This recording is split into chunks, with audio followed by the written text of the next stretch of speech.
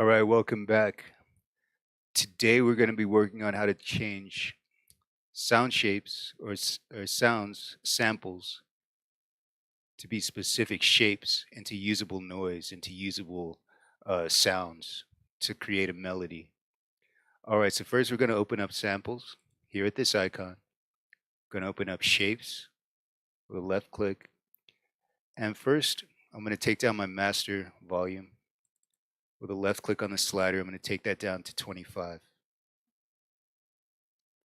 Click OK. Now let's listen to what these shapes look like here. And they sound like a series of clicks, ticks, and nothing really remarkable or usable if I want to write a song. So first off, we're going to eliminate this controller rack, which we don't need for this tutorial. Eliminate automation, left click remove, beat and bassline, left click remove, sample track, left click remove, triple oscillator, left click remove. And we're going to take in, let's see, TechnoSynth 1 into our song editor right here. Now the first thing I'm going to do with TechnoSynth 1 is left click and clone this track. All right, that's number one. Number two, I'm going to rename the top track and I'm going to call it TS1. Enter. The next thing I'm going to do is come over to my gear icon and I'm going to come down here where it says FXO master and assign new FX channel. So instantly this is going to be assigned and renamed over here and over here and over here all at once. And Reddit user BMPC left a comment in one of my previous videos and brought that to my attention. I really appreciate that. I really like constructive criticism and positive comments and suggestions. All right, so the next thing that we're going to do is rename the next track, and it's going to be called TS2. Enter. All right, we're going to come over here to the gear icon, FXO master, assign a new FX channel. So that's been assigned. Now the reason I believe it's called shapes over here in my samples is because it's actually a sound. It's a shape of a wave, right? These are wave shapes right here. And if I'm wrong, please leave a comment below. Now, if hover over here, and it's going to say enable loop, and that's going to be in TS2. Let's get rid of TS1 to minimize confusion. We're going to hover over here where it says enable loop, click on enable loop, and I'm going to take down my volume to about 20% because it's going to be loud. I can take it up a little bit higher. Take it to about 30%. A little bit louder. About 50%. Okay, so this is what it sounds like after we've enabled this loop here. All right, it's kind of an unremarkable sound, but it's a lot better than this click that we have here. The next thing that I'm going to do is go over to just to the right of my plugin here at the envelope, filter, and LFO. Click on that. I'm going to bring this amount all the way up with a left click and a drag up. And then I'm going to come to my attack, double left click, and I want to bring my attack up by 0.005 and hit OK.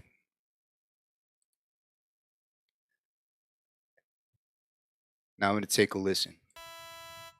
And I want to remind you guys that you can use the user manual. And on the user manual, this is page 60 of the user manual.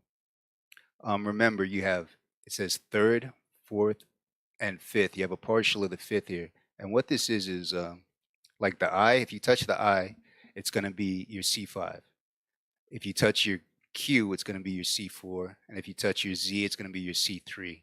So this is C, C sharp, D, E flat, E, F, F sharp, G, A flat, A, B flat, B.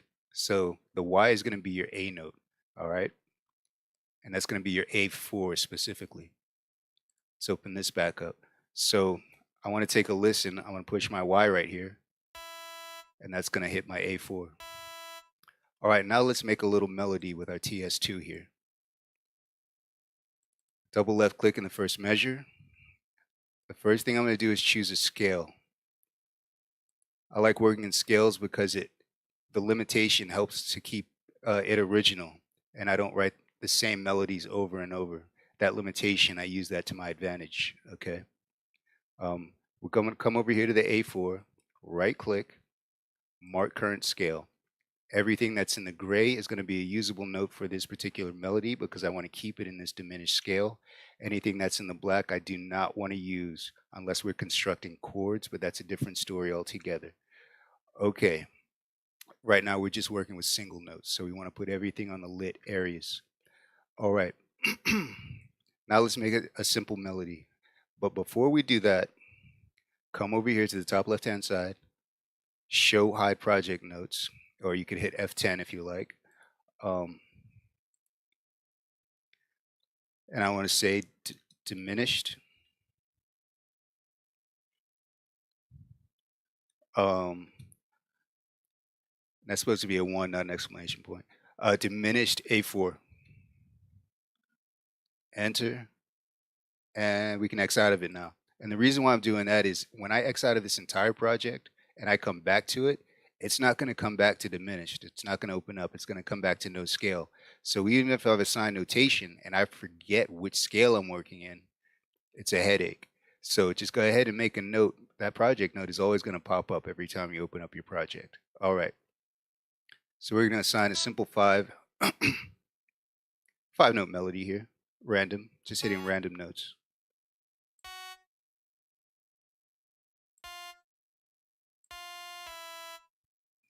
We're going to shorten this, come to the end, left click and drag. And then we're going to add another one right here.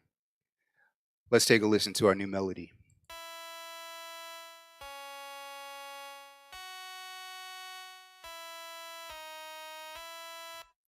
Okay, that sounds good. Now, if you notice, I'm going to play it through again. Somewhere around this third beat right here, the melody starts to fade out, or the note actually starts to fade out. And I don't want that. I want the note to play strongly for the entire 4 beats. But let's take a listen and see what happens.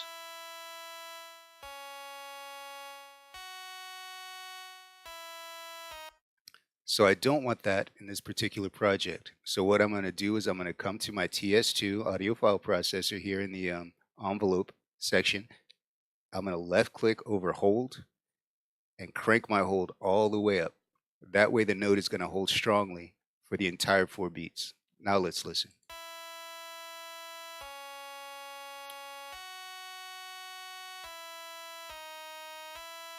Good. That's what I want. And I believe that's everything that we're going to do with this particular instrumentation right here, this particular instrument that we're working on. Go ahead and close this out. Close this out. Now I want to come to TS2.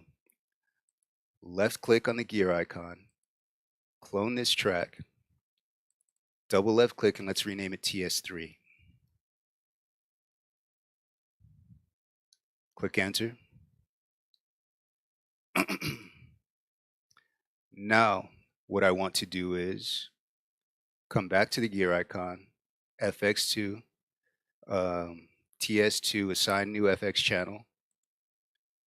So now we have a new channel assigned right here, and it's actually been assigned in the audio file processor. What I want to do right now is I want to add some effects. So I'm going to open up my effects box right here, left click on add effect. Up here in the top box here, I'm going to type in reverb. Now, if you notice, after you type in reverb, you have 1, 2, 3, 4 different types of reverb effects to choose from. I'm just going to go with calf reverb for right now. Click OK. I want to raise my wet amount, and I want to decrease my dry amount. And that just gives me a little bit more of an effect. Now let's take a listen. And you see how there's that hollowness, that echo? We've given the note a little bit more of a dynamic sound rather than this flatter sound that's here. Okay.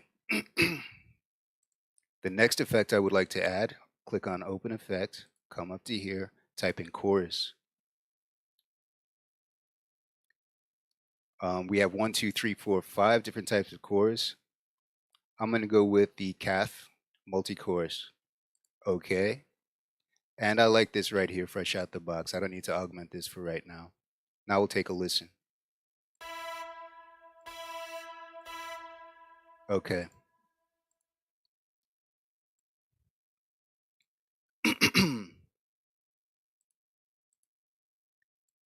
So this represents the various stages of our project and the various stages of how the sound shape has evolved. All right.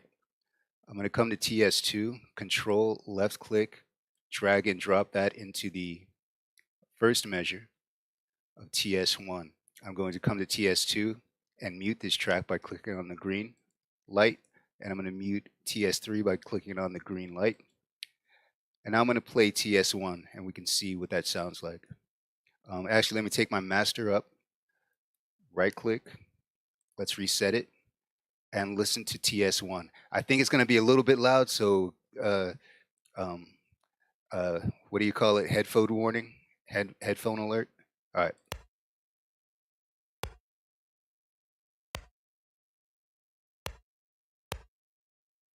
So that's that click. I'm going to come here to the bow tie feature. I'm going to right click at the beginning of the, and that's actually not a bow tie feature. It's called a loop feature. It just looks like a bow tie. Come here to the beginning of the fifth measure, right click, and that's going to put just this little section on a loop. All right. Now I want to mute TS1. I want to unmute TS2. Now let's take a listen. Again, this might be loud.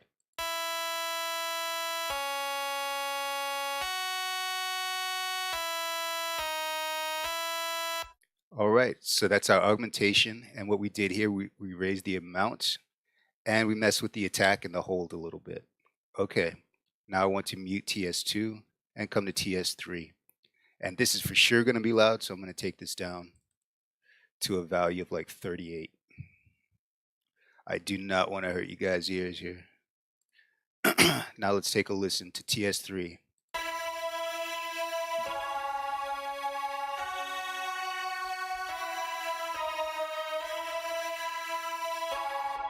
So this sound shape here, TechnoSynth 1, and you can do that with any of these right here. You can play with all of these. So you have many more instruments at your disposal than what it looks like at face value, because you can take any of these instruments or effects and mess with them in your triple oscillator. You can mess with them and get them to sound how you want them to sound. So we've taken this, let me unmute it, taken this, and we've turned it into this.